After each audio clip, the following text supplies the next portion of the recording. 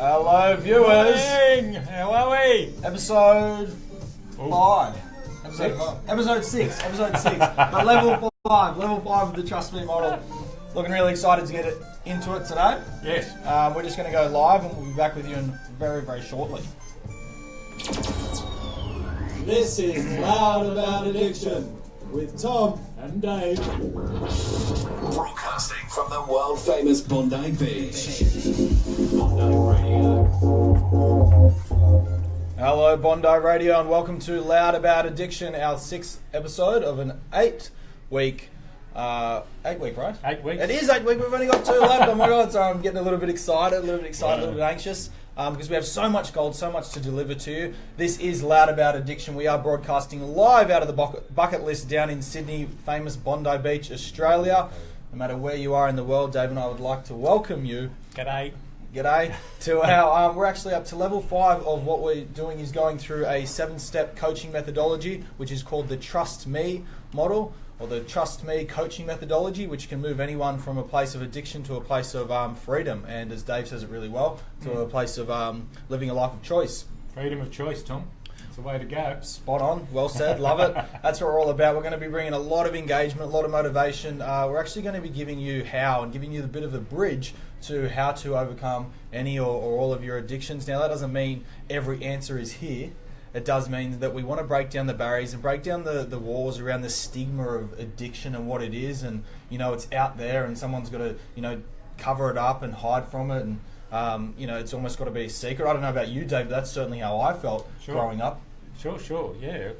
Look, even when you put up your hand in what I call recovery from addiction or alcoholism, there's still that stigma around it. So it's a matter of us breaking through it. We've got to own our own selves, our own mistakes, our own paths, but the only way forward is to own it and then and say not that we're free from it. It's always there. We've got to do those daily structures, those daily systems that we're talking about today. But we can live a life of freedom of choice, and that's the thing we're all aiming for. Yeah, spot on. And as we get into that. How are you, Dave? I haven't seen you in over a week. Right. It's been 2 weeks, Tom. actually. I'm well, Tom. I know it's been a couple of weeks. We had the Melbourne Cup, the madness of the Melbourne Cup in between. There was some madness, a lot of madness. The race that stops the nation. And it's funny, we find in some of the alcohol and addiction support groups and recovery groups that Melbourne Cup is one of the biggest catalyst days for people deciding they want to change their lives. It can be a really rough day for people, just like the Easter break, Christmas, New Year's Eve, Melbourne Cup. They're the 4 big uns. But look, I've had a great week. It's getting busy at Wayside Chapel. We've got our Christmas appeal. So I've worn my Wayside Chapel t-shirt today, love over hate. And but I got in the water on Saturday. There's a big surf running at Bronte, and I still forget that I'm 56 and not 30. What happened? Were you struggling? I got smashed. Absolutely smashed. But I had a lot of fun. Got a couple of big waves. The last one was a bit too big for me. But it's so funny what you shared. I still took off. You still took off. Yeah. It's funny that you share that because we're actually talking about level 5 of the Trust Me model, which is tenacity, about facing challenges head on and how important it is to get to here. Little disclaimer here, please don't jump into a situation where your life at all can be in danger like Dave did in the ocean. One of the lifeguards had a bit of a crack at me when I came out, so yeah. Were the flags up? The beach was closed, Tom. Oh, Dave, prime example. I love the water. What about you? Mate, I've had a fantastic week. I was going to use the word busy, but I'm training myself to use the word productive. Productive instead. Training myself to, even if it is busy and frantic, to really take care and look after everything and know that I'm being productive and tackling it. And that's the first step for me, which is changing the mindset now and looking at it. So, to answer your question, being very productive, Dave. It's that self-talk. It's such a simple thing, but it bloody works, doesn't it? Yeah, 100%. Since I've been practicing exchanging or removing the word from busy to productive, the days do seem to, I'm not saying they're perfect, not at all, it's not about that, but things seem to flow a little bit more, and at the end of each day, I'm much more, I'm feeling like boxes are being ticked and a lot is being done, as opposed to going from busy 6 to 8 hours later feeling overwhelmed. Well, I've been using busy a lot the last few months, so I've learnt something today myself, Yeah. so I'm going to start using Productive. Oh, So beautiful. Thanks, Yeah, mate. You're welcome. Give it a go. And it's that time of year as well, and why I'm so excited for today's show, because as you said, we are getting into the end of the year. Christmas, Melbourne Cup was on last week. Yep. One of the things that I find, I don't know if you know, or if you've experienced this, Dave, but the problems around, being in a large drinking culture. We've talked about alcohol a lot, but we have talked about drugs and gambling and all of these kind of many addictions. It can be really tough when going back to a family, because if we're running quite a severe substance abuse or addiction strategy, that is usually, or from my experience, always have to do with shame, and we generally as human beings don't like for people to know that we're feeling shameful, which is why we take on addictions anyway, to save ourselves or to bring some kind of structure to our lives. And I think it can be really tough to for this time of year. I know certainly for me, growing up in the social groups that I'm in, it's a time for family as well. And look, if we're feeling at all a low sense of self or acceptance, or lacking a sense of belonging, it can be, the pressure is heightened at this time. Very much so, and you do, I think in those early stages, you do feel different or left out in the family. I can't have a drink of alcohol, and you and I have approached things differently, and we've both had our success, but I can't have a drink of alcohol. And for me today, it's an absolute blessing not to drink, but for a number of years, I found Christmas really tough. And New Year's Eve still annoys the absolute crap out of me. When I got people in my face at 10, 11 o'clock at night, full as a Catholic school and spitting on me, wanting to hug me, and I'm straight as an arrow. It can be really tough still. Yeah, of course. And sometimes I've got to walk out of that situation. The choice is that I've got to make the right choice, the tenacity choice, which is sometimes the hard choice. Yeah. To walk away, to keep myself and my loved ones safe. Because if I stay in those situations sometimes when I feel threatened or feel resentful or angry, things usually tend to go sideways for me. So I've learned that. Well, one of the things you just said there was to keep myself safe. And that's actually, for anyone that's just tuning in, just watching or just listening, this is an 8-week series, and we have all the episodes saved, and you'll get access to all of these. Just go ahead and ask. It's on Facebook, it's in our groups, it's down here on the Bondi Radio Facebook group. Yep. But we will be sharing all of that at the end of the show. So you'll be totally looked after, but to do our viewers and everyone justice, we will get into tenacity. Yes. Dave, one of the things you just said there was to keep myself safe. Yes. And you've got it. This is level 5. That's language past level 3. Sure. Because we talked about level 3, and it's actually about keeping the tribe or keeping everyone else safe, or thinking that they're okay or there's no judgment. And I love that, because when we talk about tenacity, it is about this. It's about looking after me. And facing challenges head on, and tenacity is about having that tenacity and the grit. Should I give a little recap of the last 4? Yeah, beautiful. So we start the Trust Me module down at T for Trust, which evidently means we've got a lack of trust. We don't trust other people because we don't trust ourselves. So we're actually not reaching out for help yet. We think we have to conquer this world on our own. Then we get into relatability, which is where we find a tribe of people that think quite similarly to us. We finally find, metaphorically speaking, like a campfire. We feel that there's, for the first time in our lives, we might find a little safety or comfort or security. Now, because we feel safe here, we find it pretty difficult quite often to get to level 3 in our thinking, which is uniqueness. Because we never want to go against the tribe who made us feel so safe. So we can fear judgment, but getting to level 3 is an amazing step, because it's the first time you can actually say, my life is about me, and I'm going to look after myself and my family, my friends, my tribe, my work colleagues. It doesn't matter what they're thinking or saying, it's up to me to do that. Once we've done uniqueness for long enough, we can get into sustainability or structure and systems, which is level 4, which is all about realizing that we've gotten a certain result by stepping into level 3, by looking after us, by knowing no one's coming to save us, no one can save us, even if they wanted to. We have to look after ourselves, and we start to see some results. We start to feel and experience us for the first time often in our lives, what we value, what we want in our lives, what we want to stand for. And because of that, we start to realize that there's systems and structures and approaches to gaining success in any area of life that, if implemented, will get the same results. So once we run through structure for long enough, we'll actually get to level 5, which is what we're talking about today, which is tenacity. And I love tenacity. I love level 5 because it's often the first time or the level of thinking where we actually expect and want to experience challenges. We've in level 4 we've experienced so many challenges and overcome them through the structures that we've been using in support groups and whatever else that it is, that we actually start to say, wow, I'm starting to move forward. I can do this. It's more so no longer, oh, I'm not sure about the challenge. I don't know if I can face that, to bring it the fuck on. Yeah, bring it on. Yeah. When I talk about tenacity like that, Dave, and putting it in this frame here of the Trust Me module, is there a time at all that you can remember, does this relate to you at all or not so much, when you were starting to face challenge and think, you know what, I've got this, bring on, for example, you talked about news or Christmas. Was there ever a time like that for you? Or? Oh, for sure, and it happens all the time. It happens all the time. I think life, for me in my recovery, I've just started finding out about myself when I put the grog down, because as you talked about that stage before sustainability, when we get the structures in place and we start, we're using our community, we're using our family, we're using you've got a great coach, someone like Tom, you've got great recovery like AA, you've got a community centre like Wayside Chapel, you're using your structures to get well again and to find out who you are.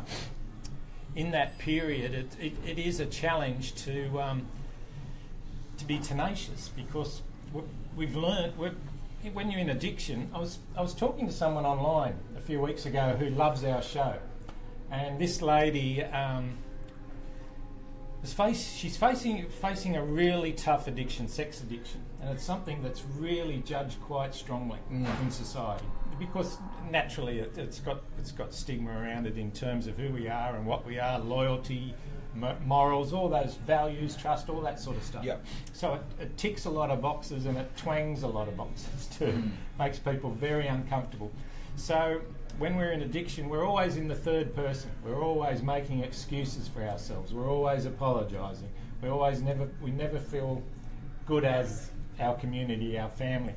So when we're going into tenacity, we've really got to step out of that. I've learned from my recovery that I've just got to get up. I get knocked down, you get up. Get knocked down, get up again. You make a mistake, get up. Make another mistake, say you're sorry, get up again. It's all about just moving forward. I've done it so many times that I had to step out of my... Look, I talk a lot in my book about change. I think we get caught in society, we get taught into society to think we're only comfortable when we create a certain lifestyle. But I've found, and I think most people in who are challenging their lives and who are looking to improve their lives, they know that we've got to change. We've got to keep moving forward. Graham Long, the CEO of Wayside Chapel, talks about that step forward. The shadow in our step forward is where we start living in freedom. We're moving forward. We're coming out of our comfort zone. It takes a lot of courage. There is fear, but when we move forward, when we come out of our comfort zone, when we're taking risks, when we're making mistakes, when we're tasting our own blood metaphorically from the mistakes we've made, that's how we that's how we change and grow. David, it's so interesting you say that. I had a conversation with a beautiful woman this morning, struggling. I just wanted to ask some questions around alcohol addiction, and got to a point in the conversation where I said, I was told that I'd overcome the addiction. I heard words like this: I'd overcome the addiction. I went a year or two without drinking, and everything became a bit complacent, and the language even slowed down as it became a bit complacent. And I said, "Oh, yeah, we know that. You thought you arrived." And she said, "What do you mean?" I said, "Oh, you thought you arrived. You thought you were done. You thought that the problem was gone, and it was just that was okay." And I think that's really big. Catalyst or stopping point and pain point when we become comfortable. As you said, we grow up, I think we certainly are taught to think if we've got this, we've got the car, the house, and if we can pop out a couple of babies maybe and get married and this, then we should have it all. And look at how many of us have different addictions. And for anybody out there saying, "Oh, I don't have an addiction," well, there's going to be one there. It's just, it might not be something that's not as... it's a little bit more socially acceptable. Or subtle. Or subtle, yeah. Eating, shopping, Netflixing. They're all, they're all still addictions that are holding us back from life. And it's spot on. I think it's because we can't become complacent. And tenacity, getting to tenacity is realising life's not about removing all the problems. Life is not about that. That's never going to be the way. We've all got our problems. Heard a famous quote from Sharon Pearson one time say, life's not about getting rid of our problems, life's about learning to handle our problems. And then I kind of mix it in with another quote. I won't do it justice because I don't know where it's from or who said it, but it was, if we all threw our problems into a pile and we could take one out, we'd all end up taking our own problems back. Which is just a really, I think it's a real, it's kind of a bit of mix between being optimistic and being real. Yeah, it's being real. Yeah. Look, I talk about life being annoying. I have heard this, Dave. And again, like we're taught that, again, you talked about it, reaching that comfortability in your life, then all is well. We've reached something where we've climbed the mountain and life's going to be great. No, life's annoying. Life's tough. It's tough. But as you said, there's that dichotomy. When you accept that life has its challenges, when you accept that life's not going to go your own way, you suddenly are free. There's a freedom in that. You know, there's a freedom to be able to say, okay, I've got to get on with it. I've got to pull my big girl's pants up, as a mate of mine says, a lovely mate of mine, and she says when life gets tough, she's got a couple of kids, she's a single mum, I've got to pull my big girl pants up. It's okay to feel sorry for yourself, but it's not okay to wallow. And that's where tenacity will drive us forward. Yeah, spot on. I say to my clients, especially my new clients that start working with me, develop this mindset. I say, oh, by the way, if you ever hear that I'm not working with a professional on myself, stop working with me. Yeah. If you ever think that you're going to arrive and the problem's gone, then what's it all for? I think we've got to have this growth mindset. It's certainly working for the people that I'm working with and that I socialise or spend time with, which is you're either green and growing or ripe and rotting. You know, that's it. You're green and growing or ripe and rotting. Yeah, I think it's beautiful, and it's the way that you can look at nature. It's constantly growing and evolving, and if it's not, it's on its way out. I look at a spider web, and again I use the spider web analogy. Spider webs are the most beautiful things. You look at a spider web and it catches after the rain through the morning light. It looks stunning, it's beautiful. But spider webs are imperfect, and the spider has to continually re-sew his web, reweave his web. The spider never stops moving. Not to mention those that walk around and knock the web down. No, that's right. Yeah, you've got a buffhead like me walking through it or something. So, but that's what life's about. Yeah, life's about constant change. And when we keep moving, we embrace change. And yes, it's challenging, it's fearful, we're stepping out of our comfort zone. But when I always know when I need to start moving again, because I feel that resentment, a little bit of resentment, anxiety starts coming up. And it's usually when life's going really well for me that the resentment and anxiety comes up, because you know the signal is I've made it. All that back stuff I've learned as a kid, you made it, Dave. Life's going really well. Look at it, everything's shiny and new. But the resentment and anxiety will come up because I know I have to keep moving forward.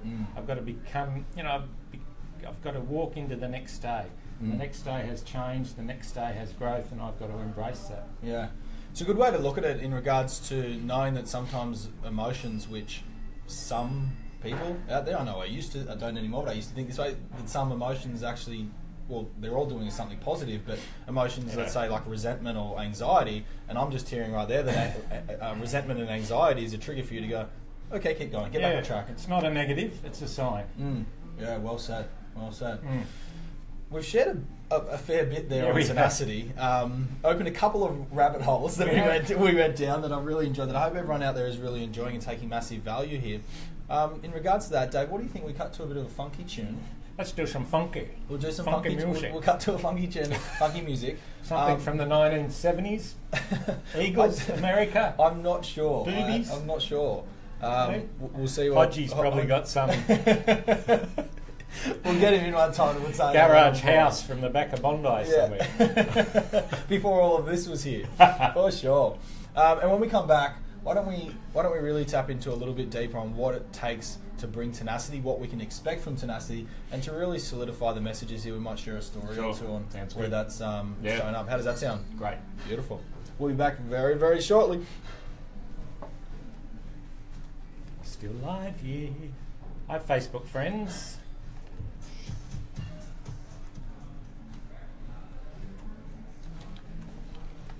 Still live? We're listening to all our viewers. I think we're still live. Yeah, we are, for sure. Yeah. It's lucky you can do all the knobs on this, mate. Oh, I'm trying here. I'm doing my You're best. doing very well. Just bear with me. It's a cracker of the day. Yeah, you can share with the audience. And I just got my H2O coconut water here, guys. It's very... I had a good workout this morning, and I find coconut water very replenishing. Yeah.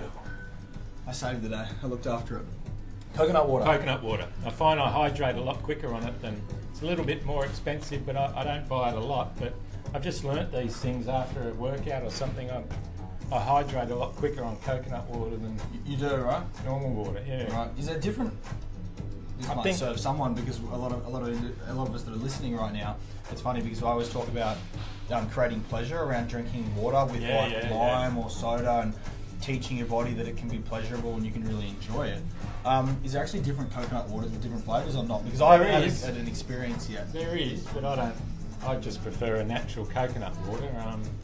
My wife and I go up to Thailand a lot, so as you say, it creates that nice pleasure of being up in Chiang Mai in northern Thailand in a beautiful Thai morning, sipping a coconut out of the Fresh coconut, fresh right? coconut. Is it It's just cut? just stunning, yeah. So it is. I like to throw in those little points of pleasure, those little treats, to make life, much more fun. I love having I talked about having, I've got my Nespresso. As soon as I get up in the morning, I make myself a little piccolo, and it's fun. Spot on. I think change.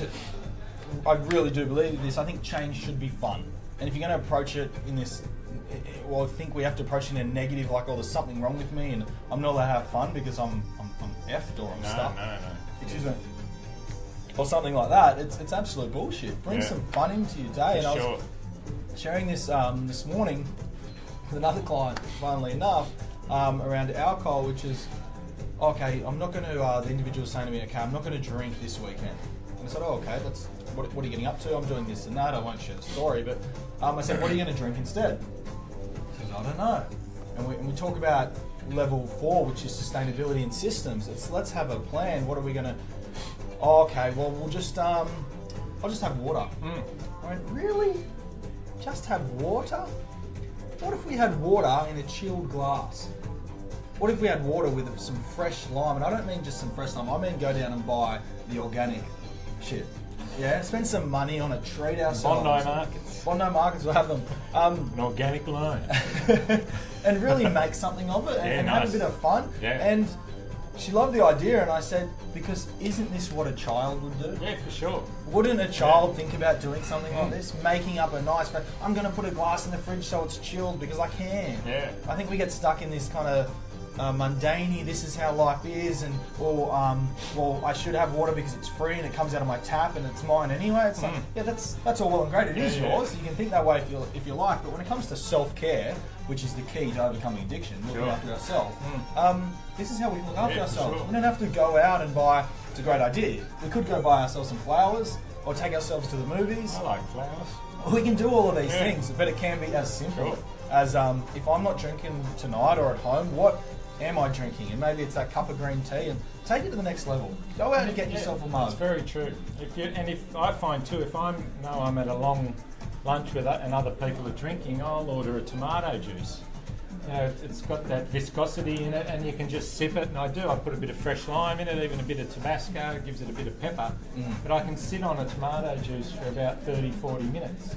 And I can share as people are sipping on a wine, I can share the pleasure of sipping on a tomato juice while we're eating great food. So I was talking before the show today with Sheena, and we were talking about the drinking culture in Australia. And you just touched on the fact as kids, we have so much fun with little things. Remember, as kids, we didn't drink. We still had fun. Yeah. There's this belief in Australia that we have to socialise, we have to have fun with booze. And that's fine. Booze, look, I wish I could have a glass of wine over a meal, but it's lovely. There'd be nothing missing if booze weren't around. There'd be nothing missing. Correct. Yeah. Correct. Nothing is missing, except this, the way you think about it. Spot on. A childlike wonder and childlike curiosity is also one of the keys. Massive curiosity. Childlike curiosity. Yeah. And I've got to every time put child before it, because you think about curiosity now, usually the approach is, generalisation here, but usually the approach is, okay, curiosity in the way that I'm allowed to. Childs don't ask aloud, they do what they want. They do what they want. So thinking like that. We're going to cut back because we're getting into some deep stuff here. I'm really Actually, enjoying got the it. Bee Gees. And we'll cut the Bee Gees. 1970s. Yeah, baby. I could sit in here all day. Absolutely beautiful. Thanks for being with us, viewers. We'll be back in one moment.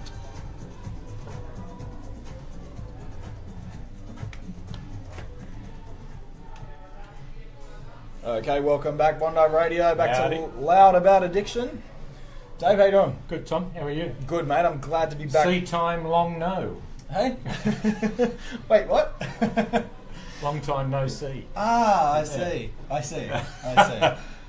Oh, you've really thrown me off there, Dave. Having some fun. Curiosity.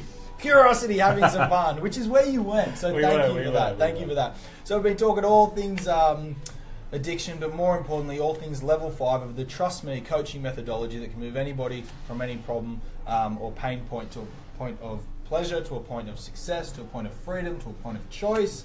The list just goes on. A beautiful coaching methodology that's worked time and time again, especially for myself a few years ago and now for the clients that I work with, around solving the problems around different lifestyle addictions, drugs, alcohol, gambling, and a long list of others such as eating, Netflixing, watching movies over and over again, saying yes to everyone else. Work's a big one there. Money, finances. The list does go on, doesn't it? Sure does. So we were getting into bring childlike curiosity, which is beautiful, and it's actually, I wouldn't say that it's a step for tenacity. It's a step or something that we want to teach ourselves for everything in life. For any level, to move through any level of the Trust Me model, we've got to bring childlike curiosity and wonder, because when we don't, we're back and we're stuck and we're thinking in line with what we were taught. And I tell you right now, what we were taught led us to addiction. It does. Or what we learned. I'd say what we learned, and the reason why I replaced what we were taught, because what we learned and what we took on, what I mean by that is nothing has meaning besides the meaning you give it. So no matter what someone's doing for you or trying to teach you, you will still assign a meaning to it. And I think that's really important to know, because it just takes us back to responsibility, which is level 3 or above in the Trust Me module. It's interesting, Dave, because as we go on and we're moving through level 1, level 2, level 3, level 4, we'll continue to drop seeds and anchor in the language that's needed for the levels that we're in. Sure, definitely. Tenacity is all about facing challenges head on. It's almost like we've experienced so many challenges in level 4, which is sustainability, because we've implemented the system and we've hit walls and banged our head against the wall over and over again. We face so many challenges and we've still come out on top. We've still made it through. We get to tenacity and we go, you know what? Where's some more problems? Yeah, bring them on. And it's an absolute beautiful step to get to, because it's often the first step, what we've seen in addiction, which is where you turn from feeling pain and fearful that we can't do it or it's not going to happen, to, oh my God, I've got this. I've actually got this. Bring on the effing problems and watch me overcome them. And there's an old adage again in self-help areas and in recovery circles from addiction, that human beings only change when we feel pain. That pain has to be the panacea for change. Now my experience has been, yes, that's true, but I'm learning now to change before I feel pain, because we get signals, we get stimulations, I can read patterns of my behaviour that show me that I need to change before I feel the pain. So when I start listening to talkback radio, I'll switch on 2GB and start listening to the right-wing jocks and, yeah, right on, they're wasting my taxos, and I start swearing more. Yeah. I start getting really annoyed about getting out of bed or having a shower, or just little things like having a shave. When those small things start to annoy me, I know that I'm in a process of change beginning. So that's, if I want to sit in that and wallow in it, which I do every so often, we're all human, I feel pain. But if I listen to it and I say, hang on, stop putting on bloody talkback radio, and I'm not bagging it, but for me it's a real sign. Just put on some music, listen to some music, have some fun, have curiosity, embrace change, be childlike about it. I'll work through this and work out what I've got to do in order to grow. It's so interesting because it's such a big one, Dave. Noticing that your environment, or knowing that your environment is your biggest contributing, influencing factor to the results you have in your life. Oh, for sure. And just sharing what you shared around the music or the talkback radio station that I was listening to. There's a success principle that I started living by about 4 years ago. It changed my life, which is called what you focus on is what you get. And it literally means what you focus on is what you get. And I know this to be so true because so often I work with a client. I'll give you an example. I work with a client. I say, when it comes to addiction, what do you want? Like, what do you want to achieve? And they say, I just don't want to be at the pokies anymore, and I don't want to be drinking 6 beers. I interrupt them and I say, thank you for letting me know. I said, what do you want? They say, well, as I just said, I don't want to be drinking all the time. I don't want, and they're continually focused on the problem. Yeah. They're not actually focused yet on a solution. And it's the same. It's a great way of thinking of what am I tuned into at the moment in life, as you're sitting there in your car or you're listening at work, wherever you are right now, listening or watching Dave and I. Just think, what am I tuned into? I don't literally mean what radio station, but what am I tuned into? Am I tuned into I'll never overcome the addiction? FM. Yeah. Am I tuned into Life Sucks? FM. Yeah. Am I tuned into my ex-wife's out to get me? FM. Am I tuned into I'll never have any money? FM. All of these stations in life that we tune into, and we're going to see those results over and over again. Mm. It's funny when you mention the radio because I personally know, and it's really interesting, that over the past, let's say 3 weeks, I've been tuned into pretty much 98% of the time in my car. What's the radio station? 95.3. Right. Smooth FM. Smooth FM. Thank you, That's Dave. my station. Thank you, Dave. Smooth FM, and it's pretty much it's like an ongoing love song dedication. Yeah, it's just love songs, mate. And I just noticed that it just does so much for me because it doesn't. I used to listen to a lot of R&B and hip hop and rap and just very intense kind of language. And I can say this now, but language of a level 1 and 2 thinker. Yeah. And it does produce you those results. So something to be aware of is what you focus on is what you get. Look at my 9 all the time.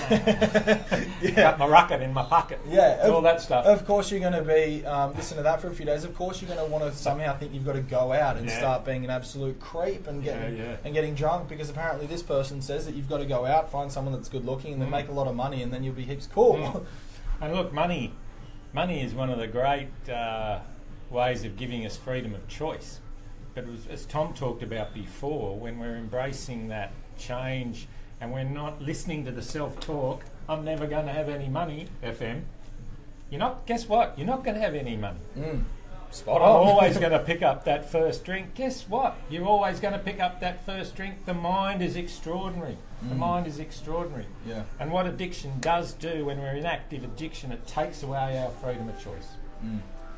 So when we're moving into a healthier lifestyle, a life of healthier choices, we're winning back freedom of choice. And we can choose, Tom, as you've done, and as I've done. Hang on, I deserve a bit of money. I deserve a good life. I deserve a nice partner. I deserve to be able to choose to not have a drink or go out and have a glass of wine and be with my mates, drive home safely. So when you start choosing that, you look for people, places and things to actually justify your choice, and your life will open up. It won't happen straight away, but I'll tell you what will happen if you have patience and again tenacity. You keep on standing up, keep on getting back up, keep on backing up. Your life will open up. Spot on. It's so important to realise and to know, whether you believe it or not, just take it on board and you see where it sits, that your results in life aren't determining the way you think and feel. You think and feel a certain way, and they are producing the results in your life. Sure. So we've got to let go of the thinking that if I do this, my life's going to be great. If I do this, I'm going to feel good. Learn to fall back in love with yourself, love yourself, look after yourself, take care of yourself, and notice that as you grow inside and realise that you are worthy of having a life worth lived, you are worthy of having an abundant, filled life, whether that's relationships, money, whatever it is to you. There can be materialistic stuff in there, of course there can. If you're worthy of it, then you'll go after it in a resourceful way. You will. As opposed to the traditional way, or the way that I used to think, which was, if I have it, I'll feel good enough. If I have this, I'll feel good enough. To feeling good enough. And when I learnt and taught myself to feel good enough, I was still living at home, no money, half a job. So I didn't have nothing really, but I learned to feel good, and now I've gone after and I'm creating all of the fruits of the work that we've done on ourselves.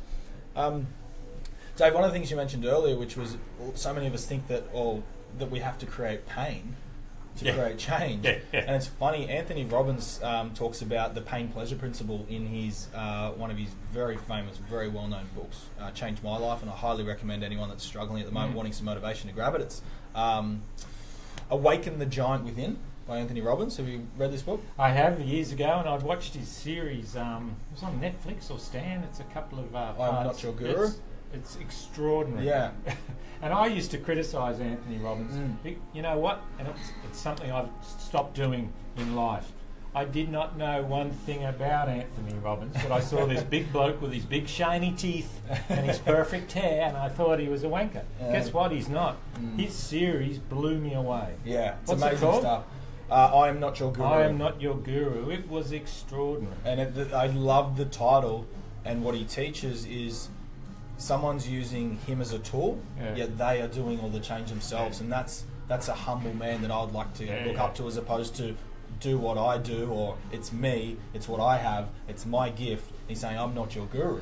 And he walks the talk. He lives what he preaches. Yeah, absolutely phenomenal. So he talks about the pain-pleasure principle, and he states that we do everything and anything in life for only one of two reasons: to gain pleasure or to avoid pain. And that's simply it, to gain pleasure or to avoid pain. From my professional career, what I've found in my personal life is that we often do a lot more to avoid pain, which is why we can create so much pain in our life before we create change. I want you to know this: it doesn't have to be that way. You don't have to stack up so much pain and be in such a bad place to create change. You can create change whenever you want. Knowing what it is that you want, knowing what it is that you want in life, and then going after that kind of a pleasure. Your relationship doesn't need to get so bad that it falls apart, or that something happens in a really detrimental or dysfunctional way. You can realise what are the pleasures that I'm after, and how do I fulfil my need of pleasure, and go after it. I think it's really important to know that, because I've heard a lot, you need to stack up a lot of pain, or I hear a lot from people that I speak with, I think they've got to hit rock bottom first. Well, you don't have to hit rock bottom first. You don't. And look, again, a negative choice from a negative stimulation will create a negative result. A positive choice from a negative stimulation will move you forward, releases tenacity, and you will change. But you can learn from those things too, as we've talked about previously. You don't have to feel the pleasure, the pain principle, to move into pleasure. However, I think there is a growth period to move forward and move past that. Sigmund Freud talks about that too in his anxiety model. It's either seeking pleasure, avoiding pain. Yeah, right. Same stuff. Exactly the same stuff. Yeah. And Sigmund Freud is often bagged, and again, people look at Sigmund Freud stuff because it was all about dream, and he talks about, the relationship of the son with the mother and sexuality, and people bag him, but have a read of his stuff. It's quite extraordinary. Thanks, Dave. One of the things in tenacity, which is so important, I really want to touch base on, check your thoughts on this, Dave. Tenacity, level 5 thinking, is where it's very self-focused, and it's I'm here to win. It's not so much, how would I say, I'm better than anyone else. No. It's that you've done the work, you've gotten to level 3, you're unique, you've gotten to level 4, you've applied the systems and got a consistent result, and you've thought, it's okay for me to win. I'm going to win. And level 5 will want to bring other people with them. So come with me, come with me. Whereas level 3, it's more so about kind of piss off everyone else, just let me do my thing. Yeah, so it's level 3 and level 5 are very similar. It's just level 3 thinker is all about, I'll get to the top, and I'll have to, if I step on people, I'll step on people, because I need it so bad to get out of this, and that's okay, it needs to happen. Level 5's a bit more resourcewul at these higher levels, where it's, who else can I bring with you? With me. You're becoming an influencer, not a user or a persuader. You're becoming an influencer. You're making change for yourself. People see that, and people are attracted to positivity. We're all attracted to it. When the sun comes up and it's a beautiful day, I always feel much better when it's warmer and sunnier. And I know people like cold weather, but we react the same way to people who are living congruently, living in their life living in their truth, and are positive, influential people. As much as we get annoyed by those sort of people at times, because often people who are doing well in terms of influence and how they're living their lives will tick off little things in us that we don't like about ourselves. Yeah, spot on. I've got a couple of new clients at the moment in regards to alcohol, and the other one's in regards to marijuana addictions. And I had to let them know after a few sessions they're stepping into uniqueness, and immediately they kind of want to take everyone else with them. And I have to share, really honestly, remain grounded. We've got to get through the whole module often before someone, because it's going to tick people off, because level 3 is still saying what you want, and it's kind of being unique, and it can come off as, well, now I've solved a little bit of my problem, so now I'm going to judge. And they're not doing it on purpose, they're just wanting to help because they care about people. They're saying, oh, you know what, I'm getting out of my problem, you should get out of your problem too. But yeah, as you said, it's not until we get to tenacity. I remember when I was overcoming the drinking addictions, when I got asked to a bar and I would say, sorry, I can't because I don't want to drink, that wasn't inspiring. It was like, oh, Tom's struggling. But when I later down the track got asked to the bar and I said, hell yeah, I'm coming, and they said, oh cool, can I get you a beer? And I said, no, not drinking. That was inspiring. So that was the difference between level 3, which is like, I'm unique, but I'm ego-based, and I'm like, I can't do that yet. I just can't be part of that tribe. To level 5, which was like, yeah, show me the challenges, bring on the challenges. And that's the inspiring part, where you're still in a challenging situation and you're overcoming it as opposed to avoiding it. You're choosing not to drink. It's a big difference. When you state that in yourself and you state that to someone else, I choose not to drink. It's like one of those Seinfeld episodes where I think George goes through some phase in his life and he states, I choose to be free, I choose to be George. That, George. It's that statement, that positive statement of affirmation. And that's what I call meditation and prayer. Positive statements of affirmation. Again, we're taught to avoid religion and we avoid spirituality. People have these issues around that, but again, it's that back end negativity. I've got a very spiritual life, but I never go to church. I've got a strong relationship with a God in my life, but it's not a Hillsong God or a Catholic God, because I've chosen to develop that relationship by myself and with talk to other people. You don't need to walk into a church. You don't need to walk into these huge halls filled with yelling people to find yourself. And it's one of the toughest things to let go of what we were taught for so long. Old signals. But let go of the old tape. The authority figures that we used to look up to or listen to, and the structures in the world that we were raised within, to let go of that. And I was so passionate. My eyes were lighting up when you were saying that, Dave, because I was just looking at you thinking, that's it. That's where it all is. I'm going to think and create my own reality. But there's a question, I think it's the greatest question in life. Why? Hang on, why? Why do I need to think this way? Why do I need to behave this way? Why do people do this stuff? I remember an old alcoholic friend of mine, and he's been dead a number of years. He said, if I was wrong about my drinking, I could have been wrong about everything else I've learned and did in my life. Yeah. It didn't mean that his life was meaningless. It meant that he had to reevaluate everything.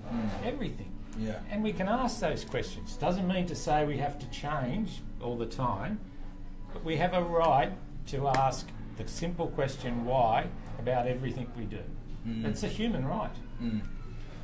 I really enjoy that, though, because it's so true. I think we get to a point of we stop asking. Childlike curiosities abandoned or neglected after a certain period of time, because apparently we've got to think the way that we were raised. So it's we're like, adults. Stop asking me questions, just do what you're meant to do. Make sure you're at work at time, you wear this suit, you get paid this much, and don't bitch or complain about anything. And it's just a bit of that. And so our lives and our thinking can quickly become, it's right or wrong. Routine, drudgery, mundane, yes or no, right or wrong. Yeah, right or wrong. And it can create so much pain. Oh, a lot. So much pain. And it's boring. It's so boring. Yes, it is boring. As we talked about a couple of episodes ago, how much we've got to fall in love with being unique. Yes. Fantastic. I love being different. I don't want to be odd. And I was odd for a long time. People used to look at me in a bar and think, bloody hell, who's this guy? I thought I was being odd by being different. Yes. But I was already the odd, the odd one. If you're up all hours of the night, someone that can't control your drinking and gambling and whatnot, that is more so in society deemed as the odd person. But I was too afraid to be different. Difference is wonderful. Difference is humanity. We're all different. Yeah. Let's embrace it. Yeah. Oh, absolutely unreal. Loving this episode. I've loved them all, but really loving this one. So, Dave, do you have another example on when you could think about a certain challenge, or if you're happy to share a challenge or something came up and it wasn't as much so, I'm scared of this, it's like, watch me tackle this, and it wasn't really ego-based, which is trying to prove others wrong, it was trying to prove yourself right.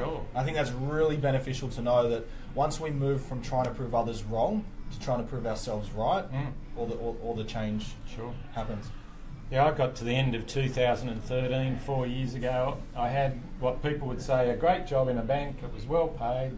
You know, I was leading a team. I could wear nice suits to work.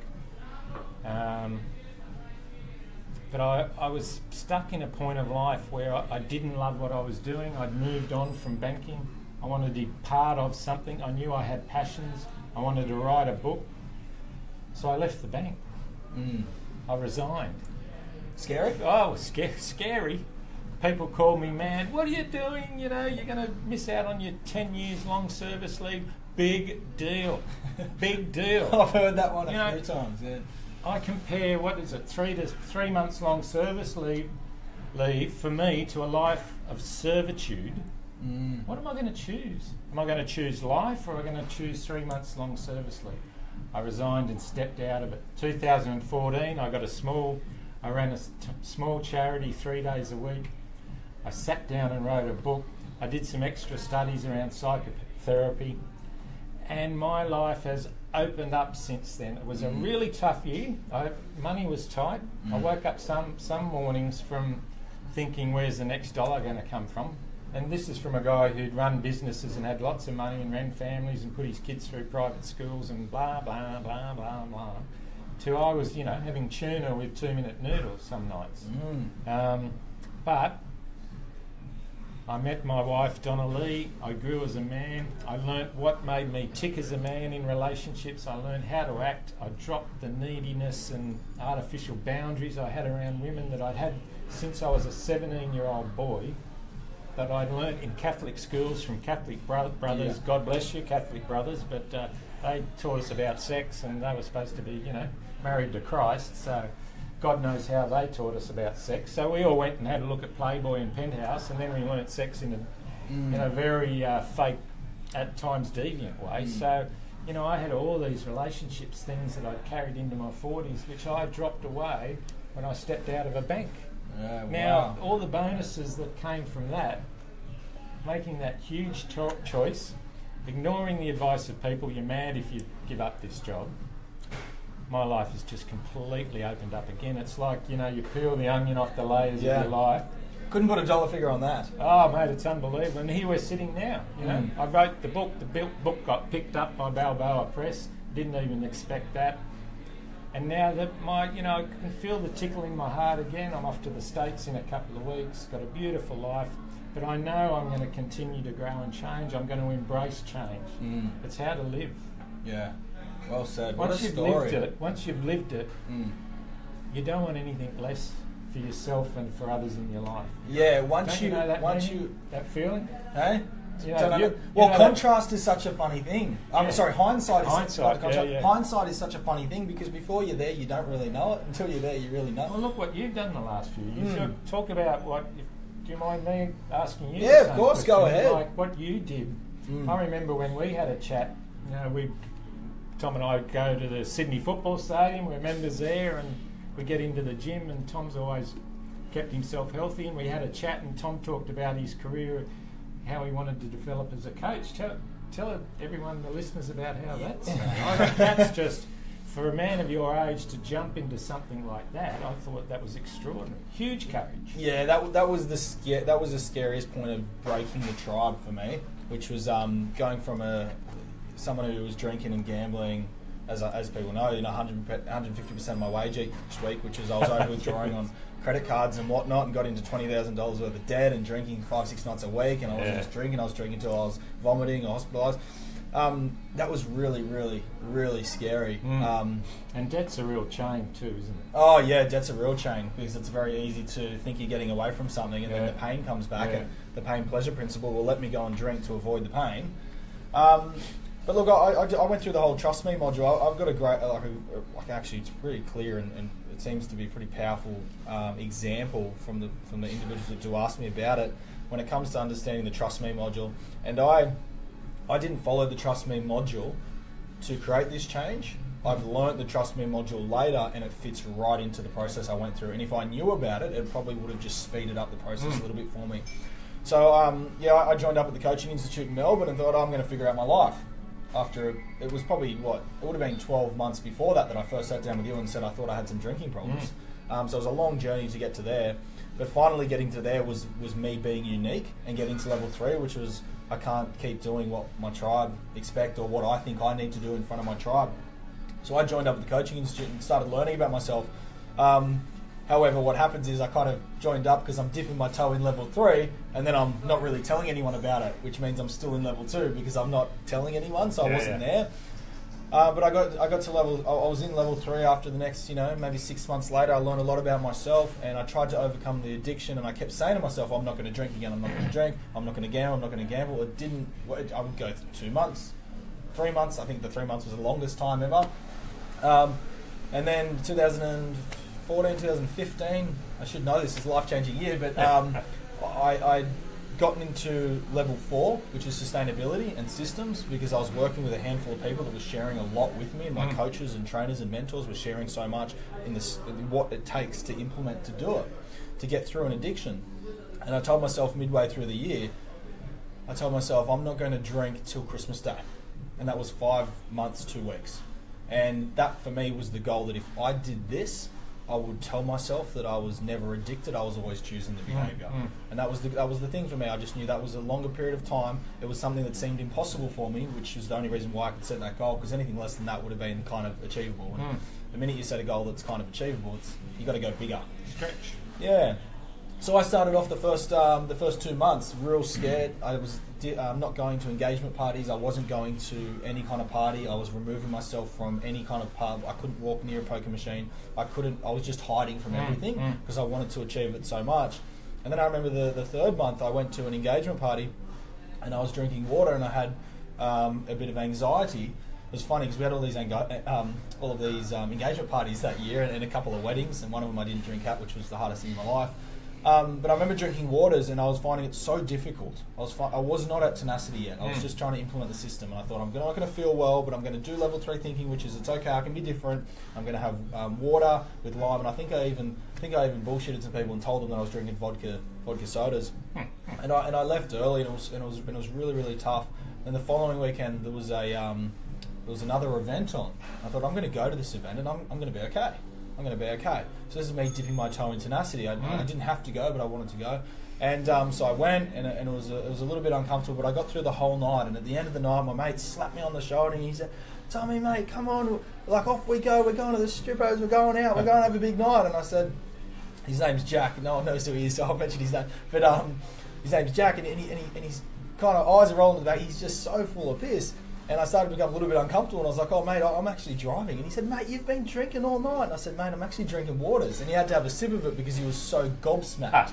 Because I hadn't seen this individual for 6 years, which meant his reference point to me was the party guy. Old Tom.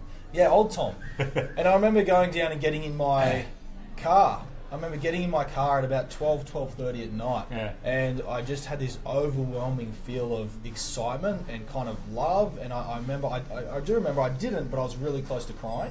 I never really experienced happiness that way, where you're so happy that you kind of cry, because I was doing it. And the time I knew I hit tenacity was 4th month into my non-drinking, non-gambling, no substance abuse at all. 4th month into that, I sent a private message out to 8 of my friends that I used to drink with quite heavily, a bunch of Waverley boys, and I said to them, "Hey boys, do you all want to go away on a weekend?"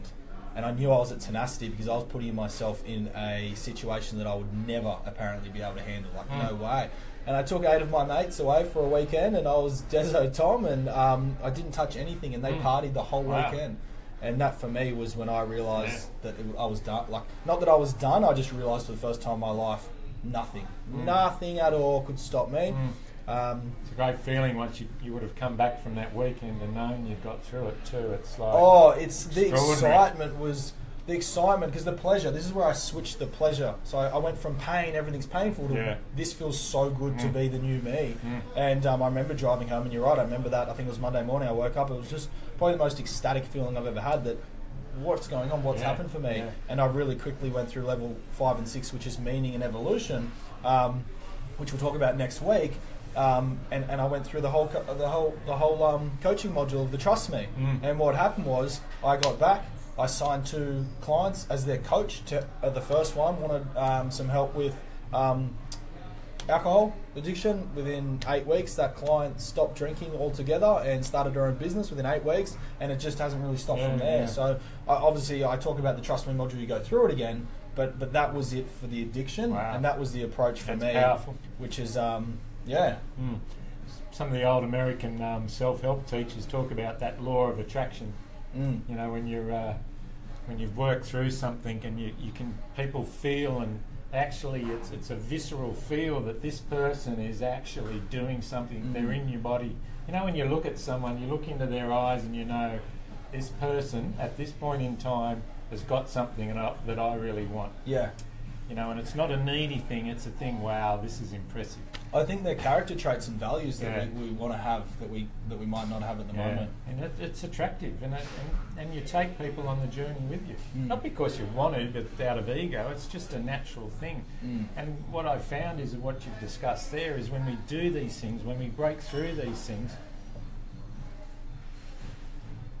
it's nice. It's a nice, natural way to feel. It's not an artificial way to feel, and we want more of it. It doesn't become, again, needy, and it doesn't become that addictive, immediate gratification. It becomes a nice, slow burn, and life starts really opening up.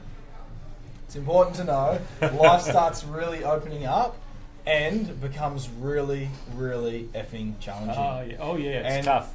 What I mean by that is, if we're experiencing the same problem, we're not growing. So it's actually not that challenging. And I say that with a lot of respect. However, when it comes to the addiction and the abuse, if it's the same problem over and over again, we know we're not growing at all. And to break free from that problem, one of the scariest things is knowing that I'm now taking so much responsibility that I'm going to face problems I've never experienced and I don't know how to tackle. What I like to call them is higher level problems or higher quality problems.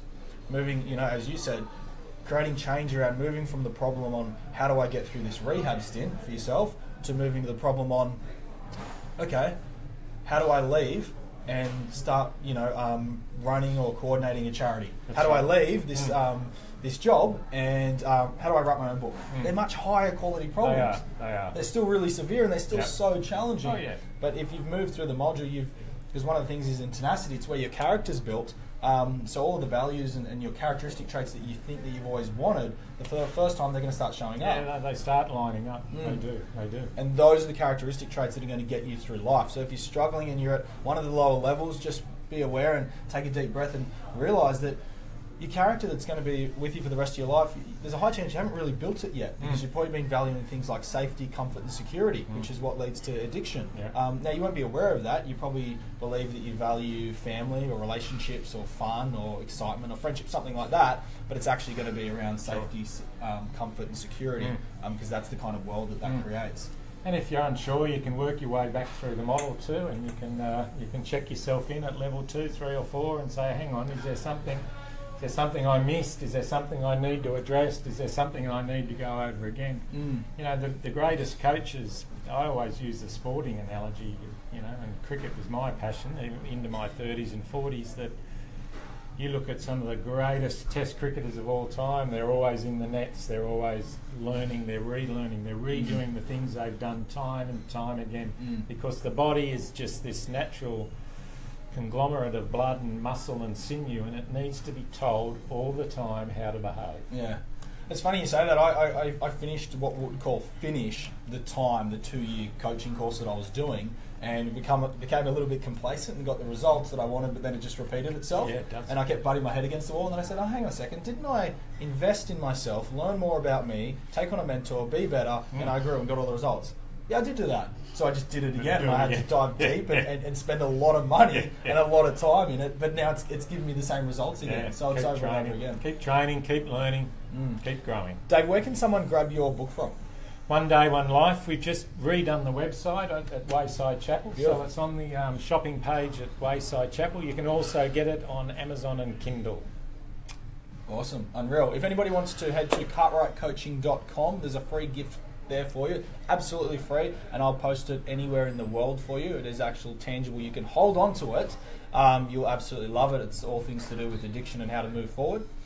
Please download, or if they haven't already, join the Loud About Addiction Facebook group and the Bondi Radio Facebook group, and just ask either Dave or myself on either of those groups, or private message Dave Stewart, Tom Cartwright, private message either or both of us, and say, hey, I'd like some more info, or hey, can you please send me the last 6 radio shows so I can catch up? Anything you want, Anything please. you want, we'll help you out. Yeah, you'll never ask for too much, and if it ever got to that state, we would let you know, but no one's ever asked for too much. I know from myself, and I believe from Dave as well. Always help. We can't wait to see you and listen to you next week, same time, same place. Namaste. Namaste. Have a fantastic rest of the week, and we can't wait to hear your questions, your feedback, what it is that you'd like to hear more of next week, and we'll see you then. Thanks, Thank Tom. you so much. See you later, everyone. Join us next week, same time, same place, Bondi Radio. Broadcasting from the world famous Bondi Beach. Bondi Radio.